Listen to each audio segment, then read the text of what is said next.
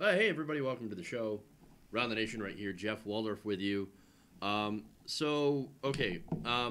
I know already the sidebar and all the graphics and stuff are up because I'm literally double duty streaming right now. Um, so streaming on one computer over here, recording on another computer over here, so that it doesn't mess up my recording as it's been doing for the past like week and a half.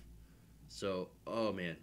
Um, so I've basically spent all day setting up a second computer in which to record slash do this stream and to make it look exactly like my other computer, which I am recording now. So it's really strange.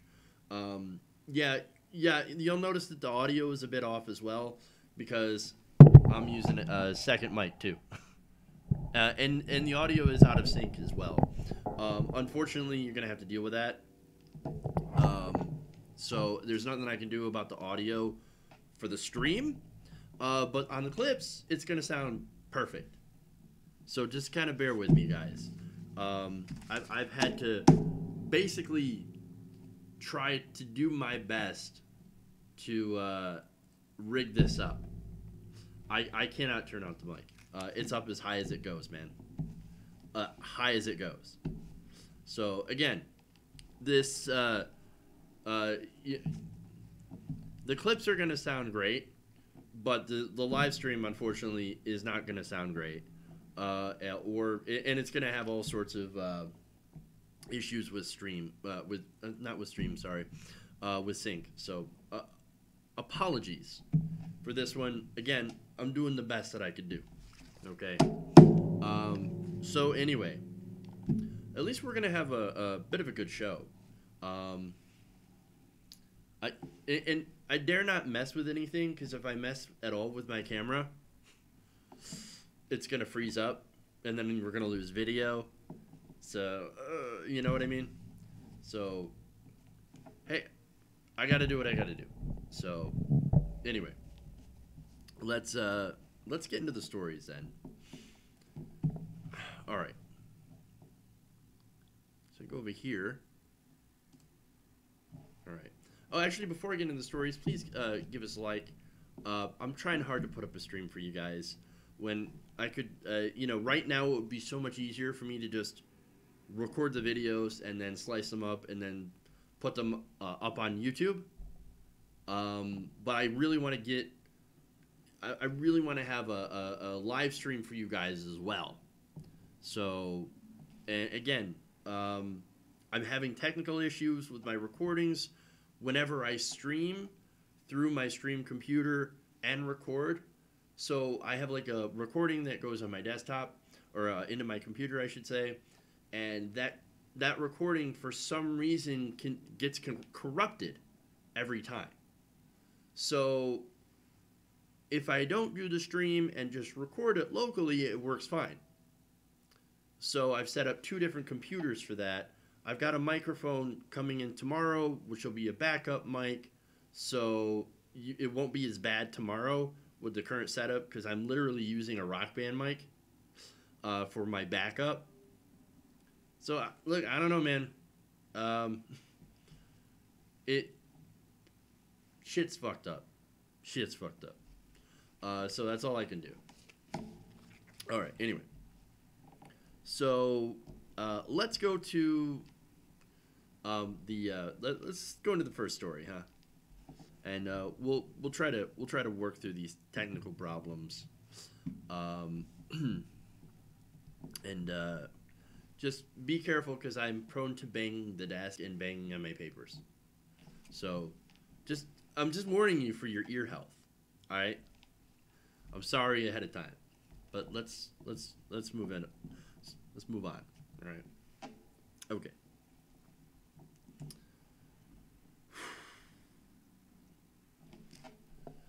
So we have new disturbing details in the death of Jamal Khashoggi. Jamal Khashoggi, of course, is the Washington Post journalist who was a frequent critic of Saudi Arabia, who was killed after he entered the Saudi Arabian consulate in Turkey. So what are these new details? Well, according to the Turkish government, who says, "Hey, you know what? We have both video and audio of Jamal Khashoggi basically being murdered, and by the Saudi regime, by people loyal to I guess Mohammed bin Salman and the Saudi government."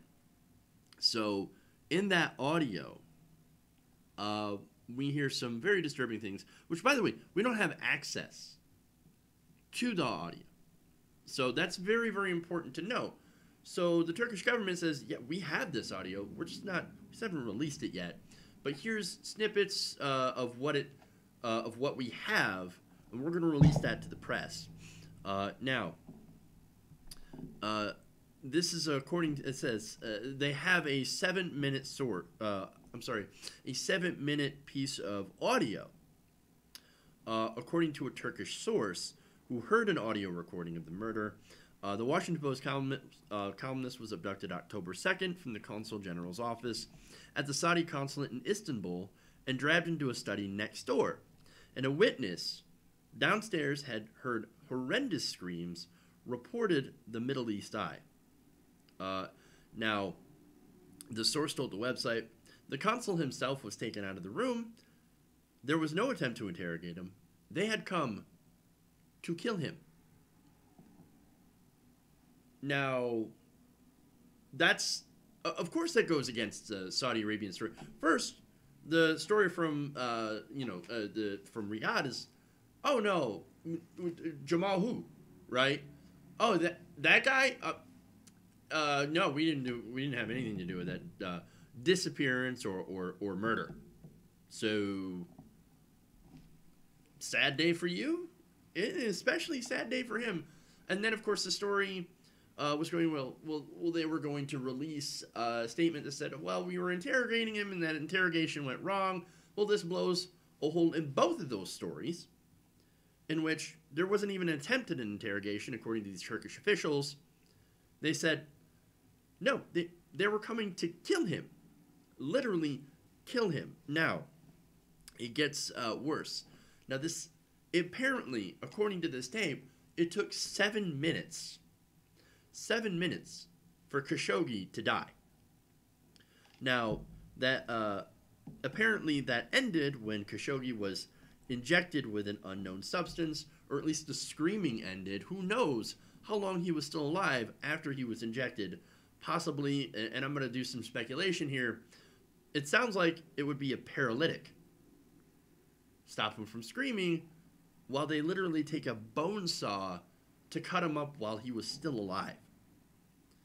Now, the head of forensic in the Saudi General Security Department, Salah Mohammed El-Tubagi, was among the 15-man squad who arrived in Turkey earlier that day by private jet.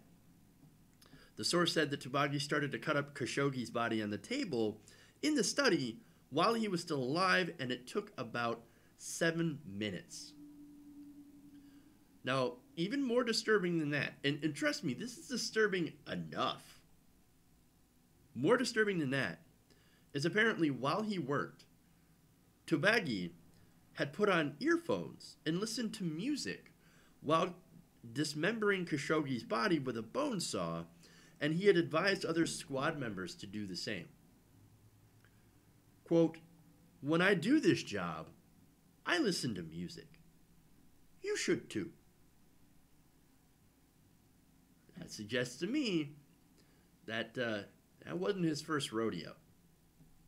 It is a hit squad from Saudi Arabia that does this consistently. Murders people that are against the regime. Not only that, but Khashoggi is also against, or was also very critical of Donald Trump as well. Look, I don't think that has anything to do with the murder itself, or at least not directly, but he was critical of both the Saudi regime, the Saudi government, and the American government under Donald Trump. And he's a Washington Post journalist and ends up, of course, dismembered in a table, or on a table, by 15 guys. Now, where Trump is involved, he's like, oh no, strong denial. Saudi Arabia strongly denies it, and I'm going to back them up. But here we have evidence in the form of a video and audio, or at least audio, where it's very clear that this was a hit squad that had done this before, and they were practicing a hit on this journalist, on this reporter from the Washington Post. Again, if that's not disturbing, I don't know what is. And the other part is, they thought they were going to get away with it, but they did not. So the fact is, now what's going to happen? Well, as I said before, with Donald Trump at the helm, it is very, very unlikely that we're going to do anything to Saudi Arabia. And I'm not advocating for war or anything like that, or bombing or whatever. But if you think that we're going to stop selling them weapons, that we're going to stop giving them aid, you are wrong. I think we're going to continue to do that because, look, they're obviously Donald Trump has a lot of business dealings with Saudi Arabia, but even before that, the United States government is very much invested in Saudi Arabia because we get cheap oil. And when it comes to between one life, the life of a journalist, and cheap oil and the petrodollar and corporations' profit, well, it doesn't mean much to them. So, anyway, very, very disturbing. All right. Moving on. Okay, there's... There we go.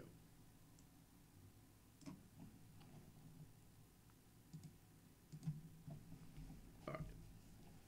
Try not to shuffle my papers, guys. I'm trying.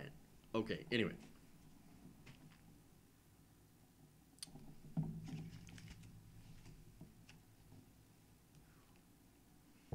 Let me see if I can move this forward a little bit. Sorry, guys.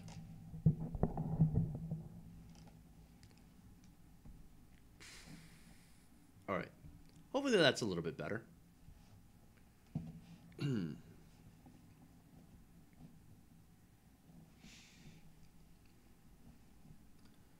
So the moment is here. The moment that we've been warning for the past few years, especially since Republicans got control of the government. They're coming for your Social Security. They're coming for your Medicare. They're coming for your Medicaid. Look, this isn't the first time they've attempted to come for it, but this is the first time in a while that they've been so open about it. Okay, now, what do I mean by that? Well, Mitch McConnell just recently came out and said, yeah, we're going to go after your so-called entitlements because our tax cuts for the rich have created a gigantic deficit. Now, he's not going to admit that that's the reason that they have a gigantic deficit, but as I've explained before, that is absolutely the reason. The gigantic tax cuts and, of course, giveaways to the rich and to the military have created a gigantic budget deficit in which they're going to use as a cover to go after Social Security, Medicare, and Medicaid. Now, I'm going to show you that video here from McConnell, and then we're going to break down what's really going on. Okay. I have to ask you about the national debt, $21 trillion, the deficit, $779 billion. Some predicting that could reach $1 trillion in 2019. What's going on with the debt? It's very disturbing, and it's driven by the three big entitlement programs that are very popular: Medicare, Social Security, and Medicaid. That's 70% of what we spend every year. The subject we were just discussing, the funding of the government, is about 30% of what we spend. There's been a bipartisan reluctance to tackle entitlement changes because of the popularity of those programs. Hopefully, at some point here, we'll get serious about this. We haven't been yet.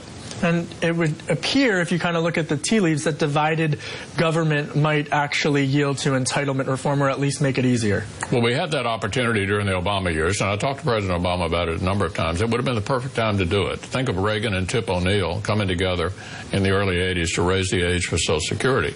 It took it out of the political arena and made it possible for it to be successful. That's what we had the chance to do during the Obama years, because we had divided government for 6 of his 8 years. Unfortunately, it was not achieved.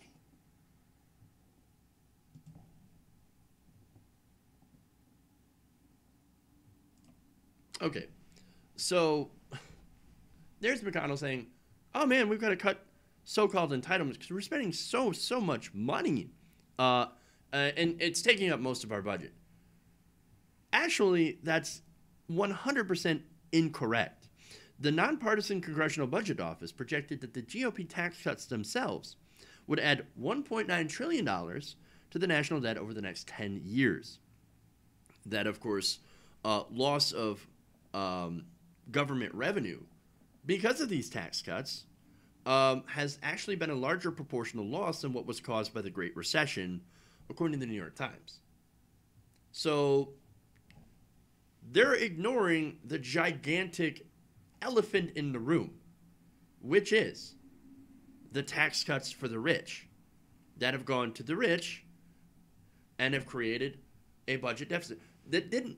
Like, there's this, like, they lie so much when it comes to this and say, oh no, don't, if we cut taxes for the rich, that somehow increases revenue. No, it doesn't. No, nowhere, like, anybody who can do basic math knows that that is not true at all. No, when you cut taxes, when you cut revenue, you end up with less revenue. And now he's admitting, yeah, we do end up with less revenue. But that's not the problem. The problem is that we're spending too much on things that actually don't impact the national debt at all, the deficit. Social Security doesn't add a penny to the deficit. It never has. It's not set up that way. It is fully funded, at least until 2036. And hey, in order to keep it fully funded, all we have to do is just lift the payroll tax on people making over $200,000. And that would fix and fund, and not even fix, because it's not broken. It would fund Social Security to the end of time. So that's it, right? It's not Medicare, Medicaid, or Social Security that is creating this so-called debt crisis, right? In reality, the real cause of the deficits are, of course, tax cuts for the rich and spending on war. Now, according to the Senate Budget Committee, who recently released a report, they said that without the wars in Iraq and Afghanistan, the enormous post-9/11 defense buildup, and 2 rounds of costly tax cuts, the federal government would actually be running a $156 billion surplus instead of a $779 billion deficit. Now, they break it down by the numbers. The Bush tax cuts, for example, contributed about $488 billion to the deficit in fiscal year 2018. The Trump tax cuts added an extra $164 billion. The direct costs of the wars in Iraq and Afghanistan ran up $127 billion, and base defense increases led to an additional $156 billion in spending. So that's where all the money's going. Tax cuts for the rich and endless war.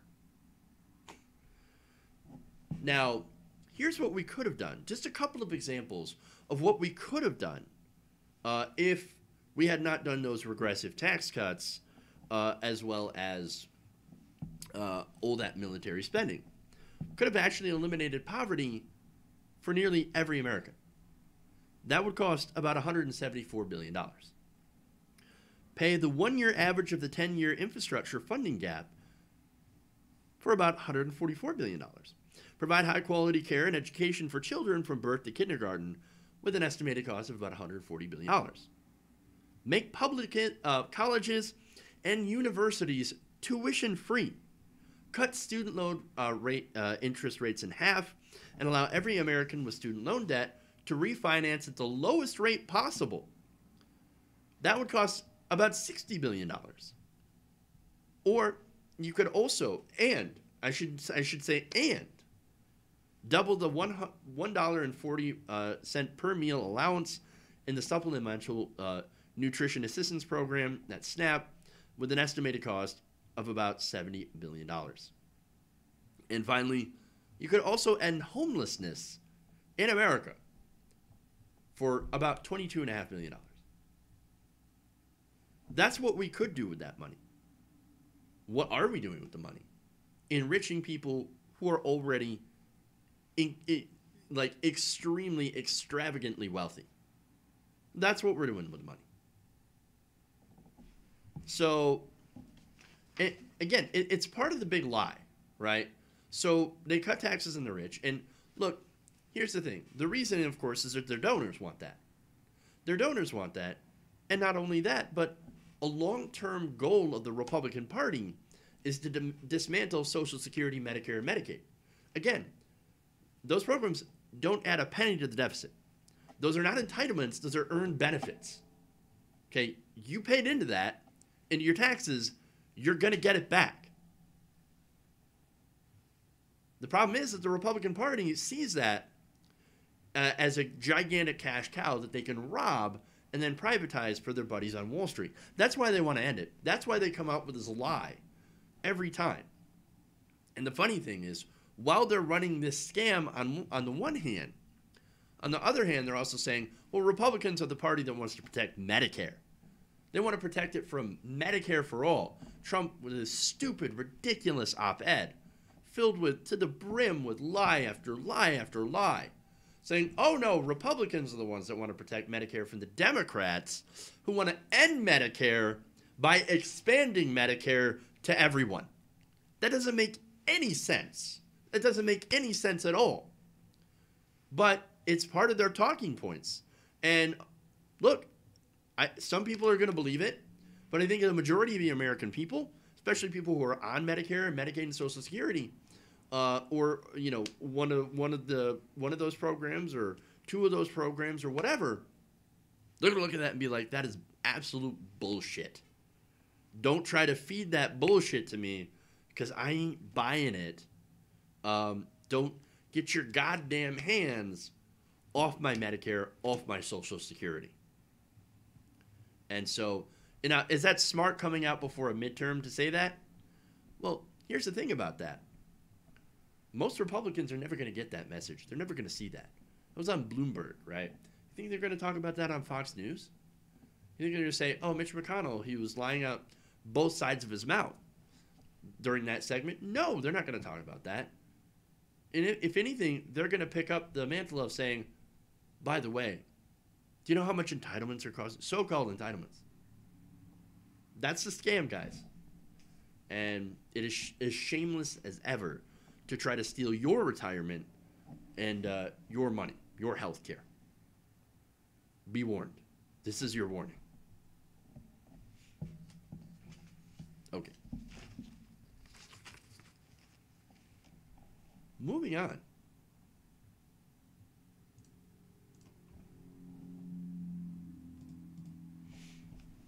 All right.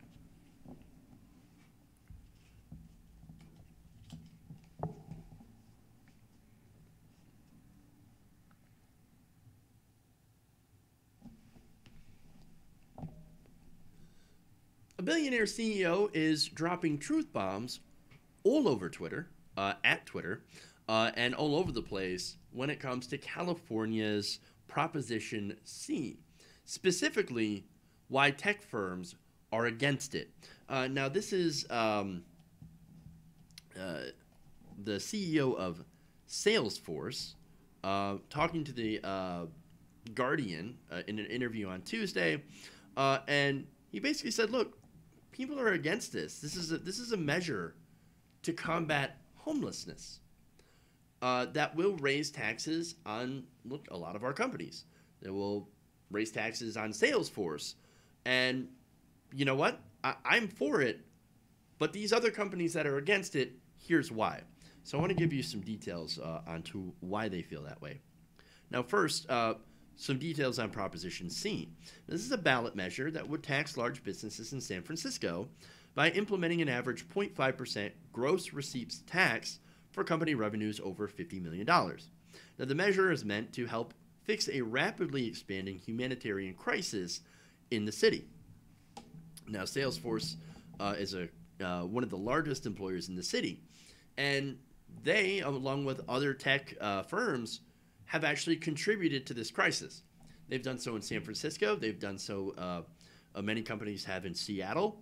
And so, look, that has caused a lot of people to lose their homes just to make it so unaffordable to live there, because they raise the standard of living, or I should say the cost of living in these areas so much. Now, 1 in 25 public school children in San Francisco are now homeless. Now, Prop C, in which this man is backing, this is Binoff here, is expected to raise about $250 million to $300 million per year to pay for housing, shelters, mental health treatment, as well as more. So this billionaire, Binoff, is actually in favor of taxes, of increasing his own taxes on his company. He said it's one of the best ways to fix the homelessness problem. Now, he's having a public Twitter spat with Jack Dorsey. Jack Dorsey is, of course, the CEO of Twitter. Now, he recently announced his opposition to Proposition C, saying that he did not believe it was the best way to fix this problem. Now, Binoff had expected Dorsey to stand against Prop C, and said, quote, "That's not a surprise to me. There's lots of CEOs and companies and billionaires in that category. We have 70 billionaires in San Francisco. Not all of them are giving money away. A lot of them are just hoarding it. They're keeping it. That's just who they are and how they look at their money." So now, this points out a very specific problem, right? So here we have 70 billionaires in just the San Francisco Bay Area. The Bay Area has an enormous homelessness crisis. So, billionaires right next to homeless people. Do you see the problem here? Do you see that maybe we need some legislation to maybe help out with that problem? Now, that's what this is about. Proposition C. But again, you have a lot of these billionaires who are like, ooh, I don't want to pay any taxes. Ugh, I hate taxes. I hate helping people. So no, I'm not going to pay extra taxes. I'm going to fight against this. I'm going to lobby against this. I'm going to spend $10 million at least fighting against Proposition C, when instead that $10 million could go to taxes so that we don't have so many homeless people in San Francisco. That's what these CEOs are saying. At least that's what Dorsey is saying. That's what other wealthy CEOs in the Bay Area are saying. Now, Binoff says, no, I don't agree with that. I actually do think that we should do Prop C. I'm willing to pay more taxes for my business in order to do societal good. Great. Great. Now, Binoff said, this is a critical moment where I think Prop C kind of illuminates who is willing to be a San Franciscan and actually support our local services. Now, Binoff also criticized Stripe. Now, those of you might be familiar with Stripe. It's a payment platform and another San Francisco tech firm who also opposes Prop C.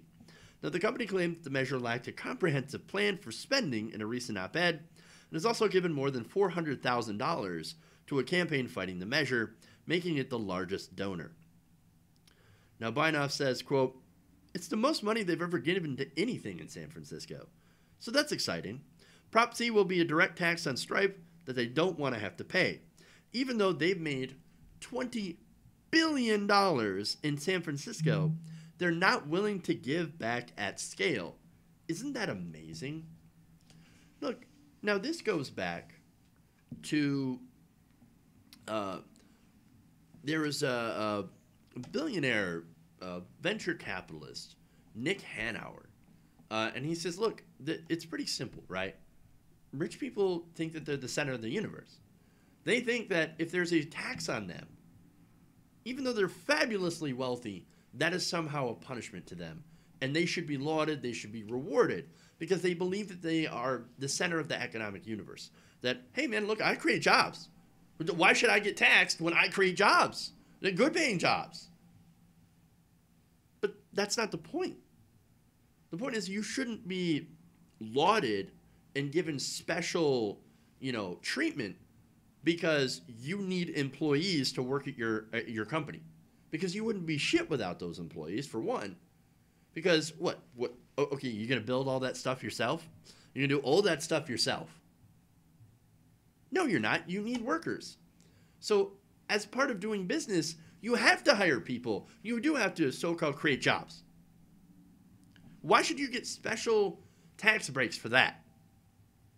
But it comes down to greed. And that's the problem here. It comes down to greed, where they feel like they're entitled to not have to pay taxes because of the so-called service. And back to Hanauer, he says, look, that's because they have this narcissism. They believe that they're better than everyone else because they are wealthy and that they should not have to pay their fair share. Now, Hanauer's not that guy, and Binoff is not that guy, but Dorsey apparently is, as well as a lot of these other Bay Area billionaires that think that they're too good to give back what they have gained from the city and to the country themselves. Now, Binoff says, I'll see your $400,000 against Prop C, and I'm going to give $2 million. So not only am I giving to a campaign that is going to ultimately result, if it goes through, in raising my taxes, I'm going to give a significant amount of money to do so. You know how much it would cost Salesforce if Prop C passes? An additional up to $10 million a year in taxes. And here's a billionaire saying, don't care. Go ahead. Please. I have more wealth than I can do anything with. Tax me so that we can fix the problem. So that we can fix the problem. Look, people say, I guess right-wingers will be like, oh, when you liberals, you just hate people who are successful because, number one, you're envious. And number two, you just want to punish people because you hate them. You hate billionaires. I don't hate billionaires. I don't hate this guy. I like this guy. Because he's actually looking at a problem saying, I can do something about it. And I'm going to do something about it. I'm going to give money and then to make sure that I have to pay more money in taxes so that we can get government to fix a problem. Because it is a problem. And it's not just the whole libertarian type of, oh, no, but if you give to a charity, the charity can solve the problem. No, it's not just charities that can solve the problem. Yes, they can help. But you actually rely on a strong government in order to be able to set policy that can solve these problems. And so I love this in so many different ways. Now, Binoff says one more thing. He said, quote, over the years, I've learned that there are two kinds of wealthy San Franciscans. People who are willing to give and people who are not willing to give. When it comes to Proposition C, it's the same two buckets. You're either for the homeless or you're for yourself. And so we see where basically where a lot of these billionaires lie. And unfortunately, it's for themselves. It is that culture of greed. It is that culture of wealth, saying that, hey, we're better than you because we have more than you. And that's not true.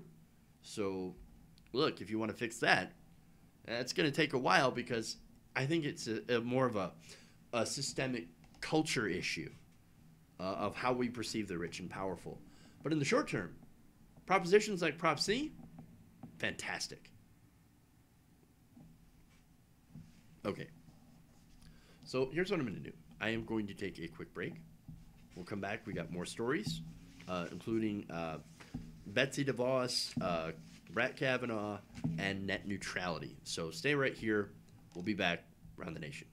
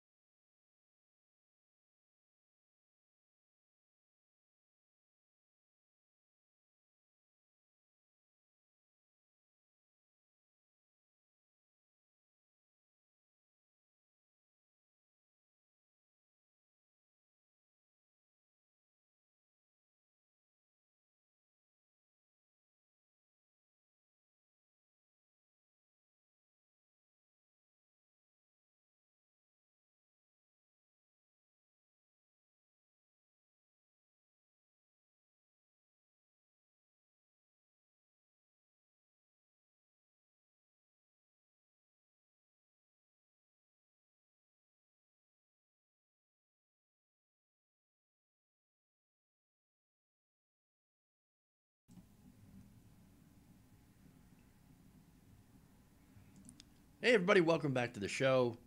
Around the Nation right here. Jeff Waldorf here with you. Okay, we got a couple of super chats before we dive into the rest of the show. For one, Super FKV says, greetings from Denmark. Vote, guys. Agreed. Thank you for that message. And he also adds, November 6th to 7th, then I'm on Fox. Love to see the stupid people cry. There you go. And there will be wailing and gnashing of teeth, which is a hilarious saying that I don't get to say that enough. So, okay. Anyway, so that's the super chats. So let's get into the rest of the stories here. Let's go. Here we go. Nope. And yep, here we go. All right.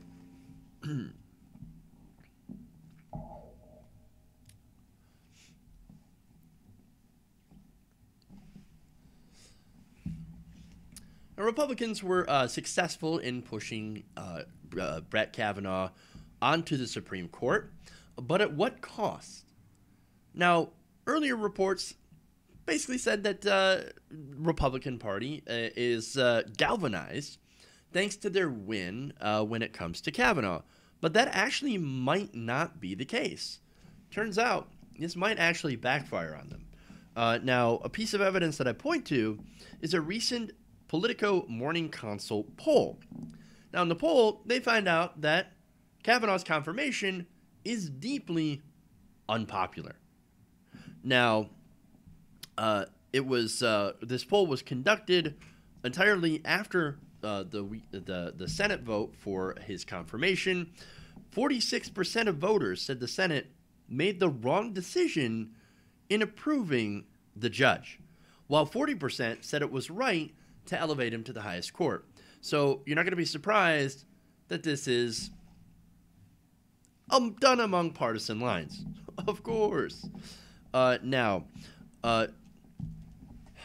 following the GOP-led effort to push through his nomination, enthusiasm among Democratic voters, and this is where it really pushes back on the narrative that, oh no, this is a great win for Republicans and that's going to turn people out to the polls. Well, it turns out that more than 3 in 4 Democrats, 77%, said they're very motivated to turn out and vote in the midterms. That's actually more than the 68% of Republicans who say they're very motivated. So, those are still high numbers, but 77%, wow, that's actually fantastic.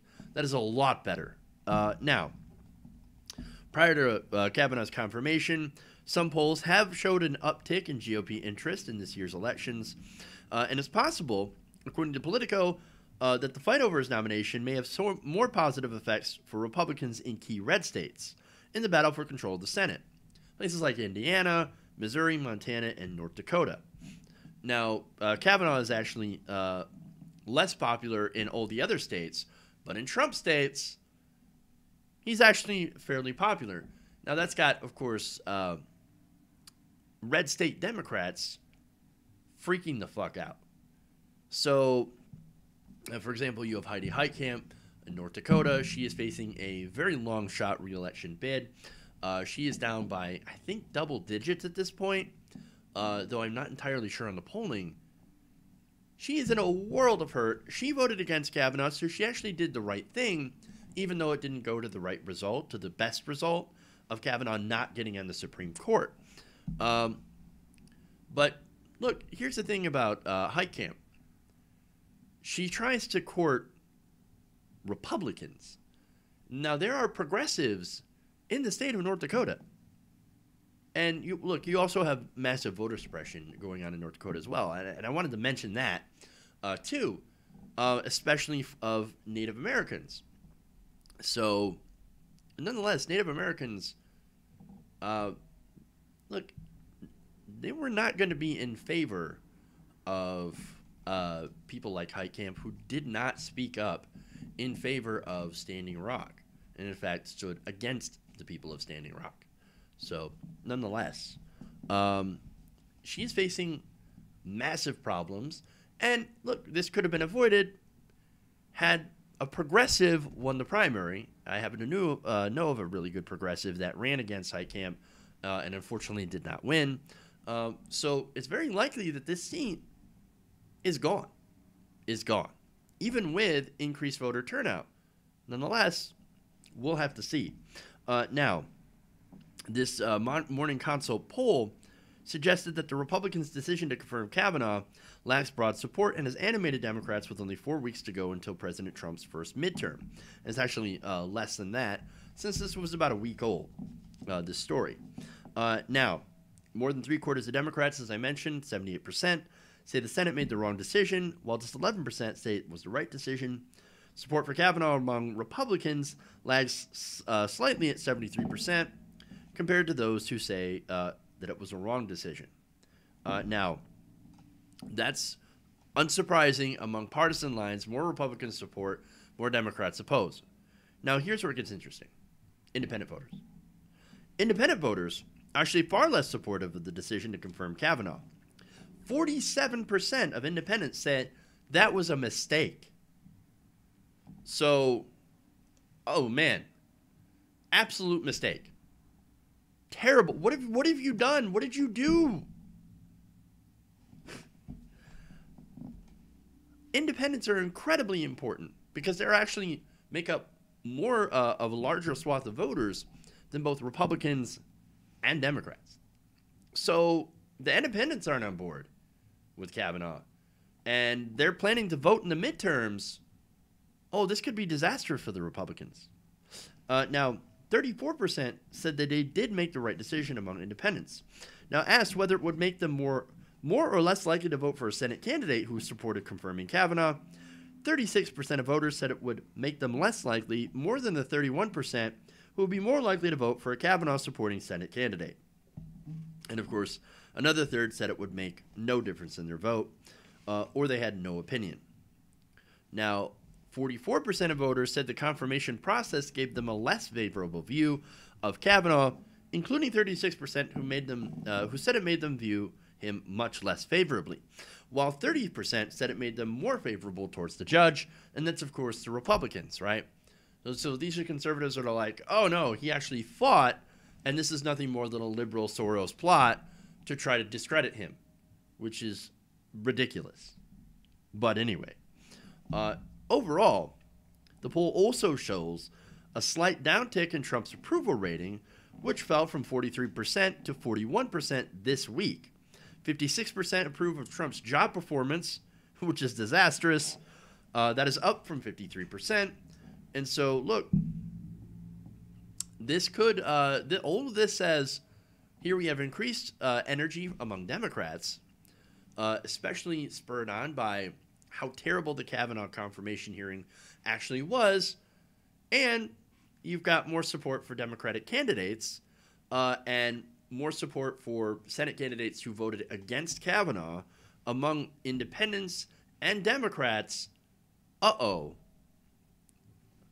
Not good for Republicans. But I think, to be fair, I think they already figured this one out. Something that I've mentioned before that Republicans love to do is they play the long game. So was putting Kavanaugh on the Supreme Court a calculated risk that they were willing to take? Well, obviously, right? Is it part of a plan to remake the judiciary for generations? Yes. So were they willing to play the long game and take a short-term loss? Absolutely. And so this is what progressives don't do. I think we react more than we act, right? So Republicans have this long-term plan, right, to take over government at all levels. And guess what? It is successful. This is almost like fucking Palpatine, right, in Star Wars. This whole long plan to take over the Republic. And that's exactly what they did here. They have most of the state houses, right, and local governments. They have the Senate, they have the House, they have the presidency, And they have the Supreme Court. And with the help of corporate Democrats, have a lot of the local judges as well. So, and all throughout the whole time, Democrats were thinking reactively and were basically extending a hand to Republicans. Oh, no, we need comity. We need to get along. We need to get along, right? We need to work together for the betterment of the nation, and we just have different ideas.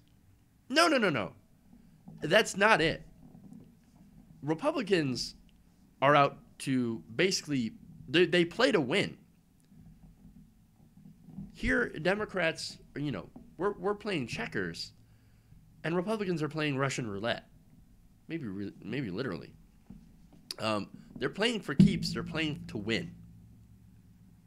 And so they take a short-term loss, but in reality, they've won a lot of victories. So you can't really fight them on their terms, because that's what we've been doing all along. And so, and I know this is not quite as much related, but let's take Elizabeth Warren, for example. Elizabeth Warren goes and gets her DNA tested and says, oh, look at me. I see, it's true. It's true. Here, I have facts showing that, yes, I am part Cherokee. And the reason that she did that is to go and fight against the notion that she is faking or that she's Pocahontas, right? Well, that was stupid. That was a dumb move. You think Republicans are going to get swayed by facts? You think what? You think they're actually going to get swayed by logic and facts and data? No, of course not. No, they never do, because they don't believe in facts. In fact, alternative facts. Thanks to Kellyanne Conway. You don't play their game on their game. You don't do that. So, look, that's the problem that Democrats play, right? So this, while it's an immediate, oh, look, we're going to win the Senate back, guys. Look at what we've lost in relation to what we've gained. We haven't gained anything. Yeah, maybe we'll take back the Senate and then do what? Maybe we'll take back the House. And the only thing that we could do is stop the worst things from coming forward. Progressives need a long-term strategy. We need to do what Republicans did. Take over state house by state house. Build progressive centers of power. Start from the bottom up. And take on the Republicans. And actually think about the long game. Because what we're doing now, reacting instead of acting, and it has gotten us nothing but failure. So that's, I mean, there you go. All right. I got a little heady for what I originally planned on doing, but okay. All right, anyway, moving on.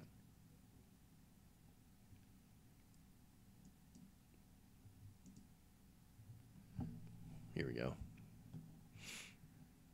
We'll do one more story for you guys.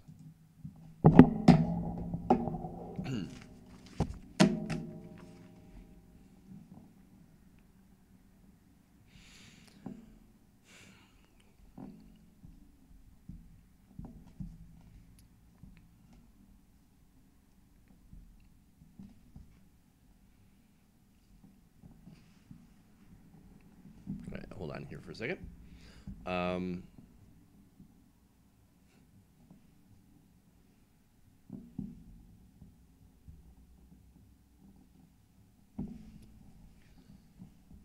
So the net neutrality issue was a very big fight that progressives and most of the American people lost out on. Now, Ajit Pai, head of the FCC, repealed net neutrality protections for, I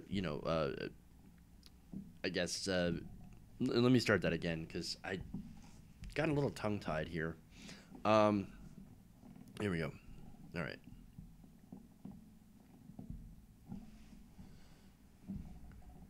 So during the net neutrality fight, the comment period for comments favoring or opposing net neutrality from regular people ran into some issues. There was a lot of issues about spam and fraudulent accounts and industry, backed bots coming in and basically posting the same script or the same segments from the scripts that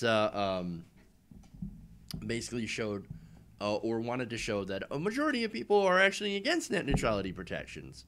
Well, it turns out that entire process was fraudulent, and a new study has come out recently that shows that of the comments that were real, that were unique and from regular people, a vast majority of them are actually from people who agree with net neutrality.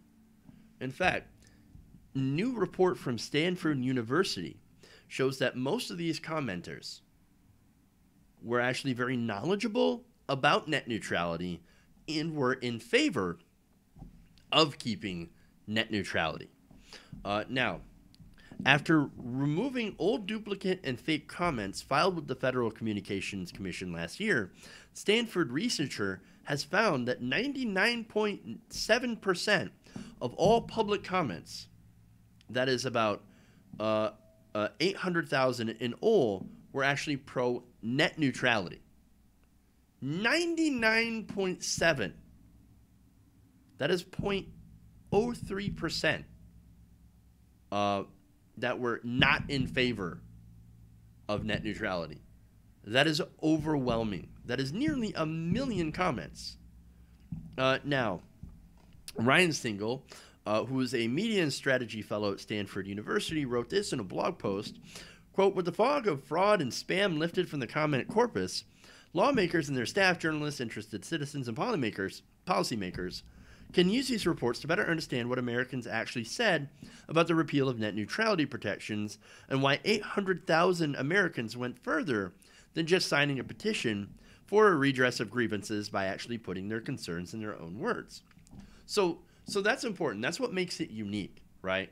So the fact that this got 800,000 unique comments where people weren't just like, signed petition, which is a form letter that they send out. Here, sign this, put your name on this. It's already pre-filled out for you. No, these are people that were like, no, that's not good enough for me.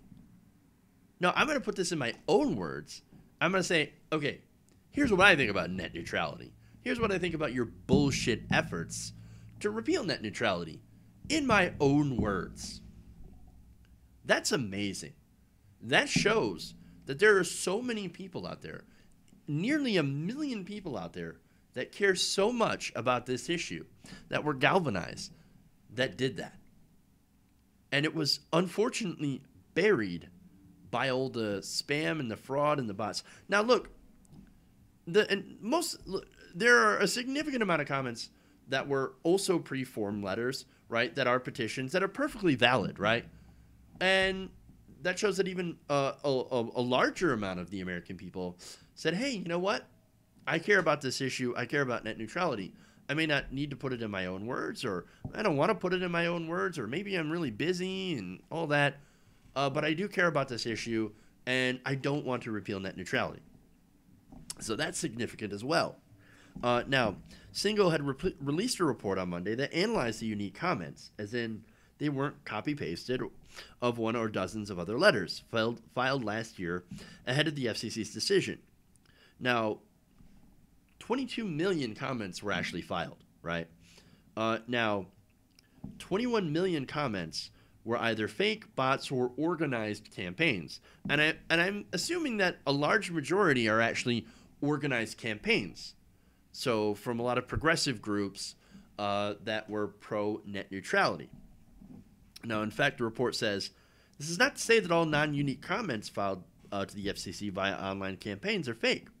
However, since many commenters used form letters to share their support for net neutrality, however, due to the large amount of noise created by fake comments, it remains very difficult to locate the real signals in the non-unique comments.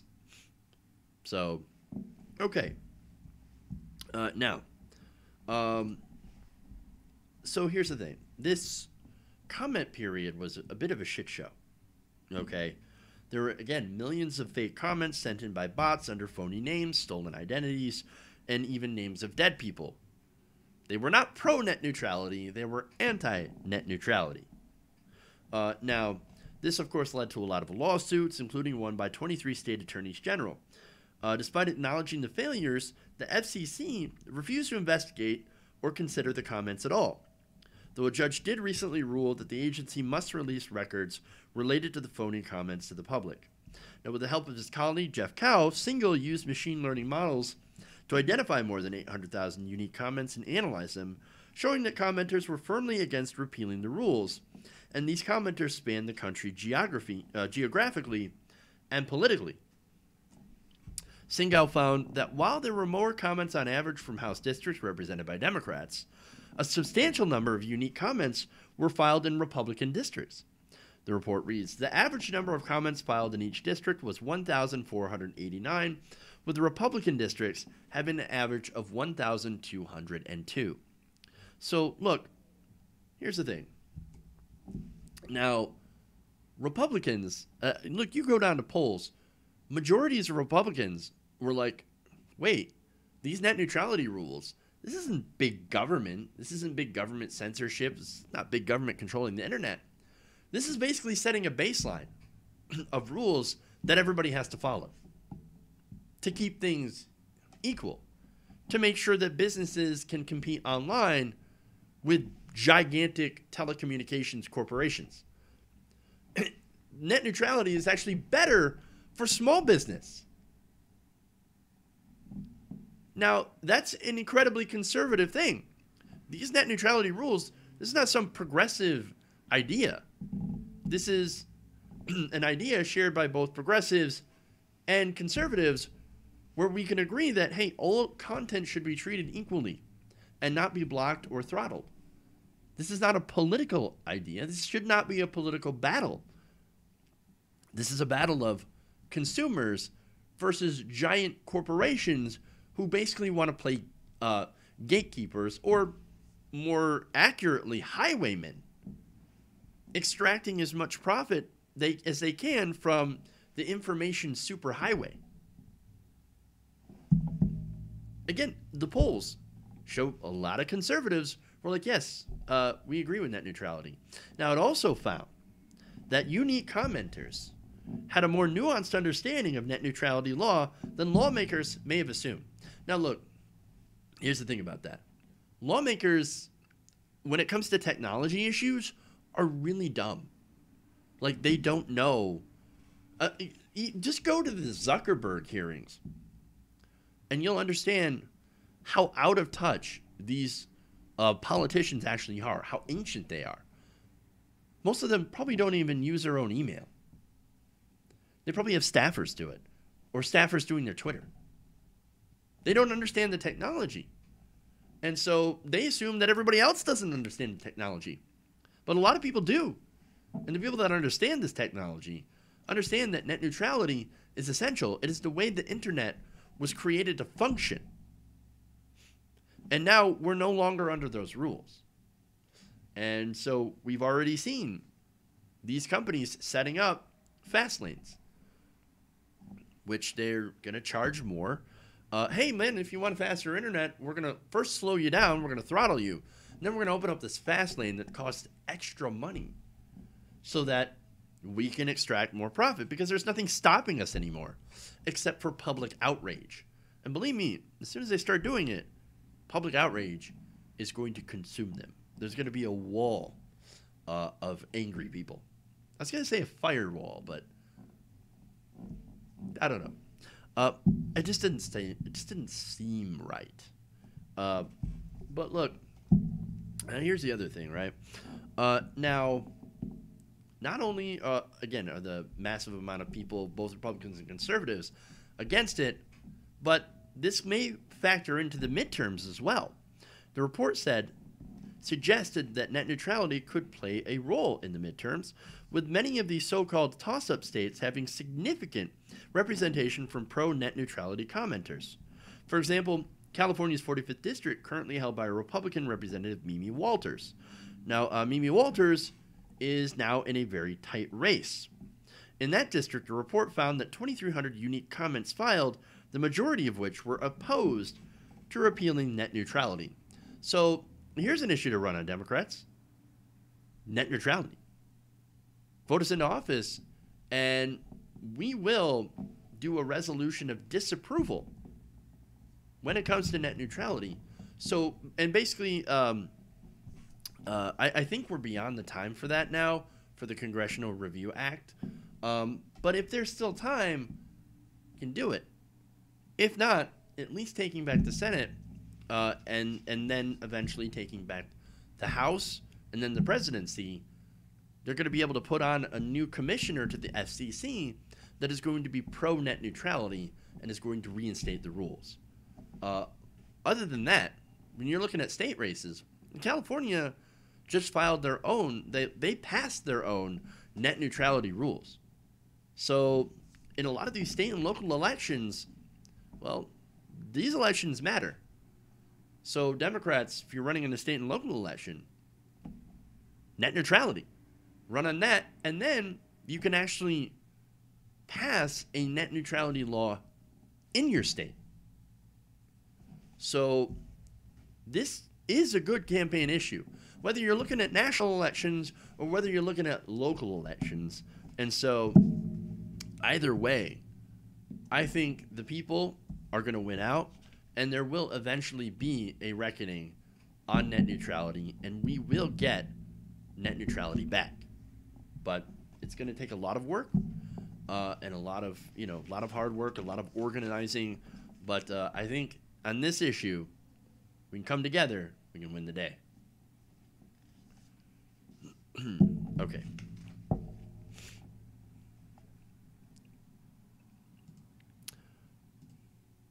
All right, so that's all I got for you guys. Thank you for going around the nation with me today. Thank you for the super chats. If you haven't already, please help us out.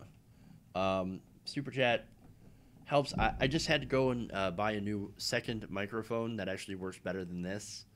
So, you know, that's what I spend the money on.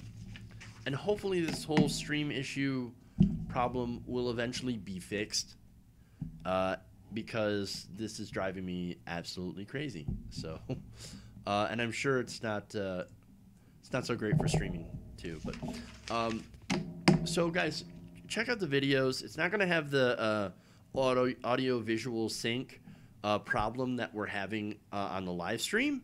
So that is specific only to the live stream. So check out the video clips that I'm going to put up later today, which are going to be much better quality. So, and I'm going to look at fixing this audio video sync for the next stream tomorrow. So thanks for bearing with me, guys. Again, a lot of technical problems as of late, but we're working through it. We're going to work through it some more. All right, so guys, thanks. Love you guys, and remember, change begins with you. Good night, TWT Nation. We'll see you guys tomorrow.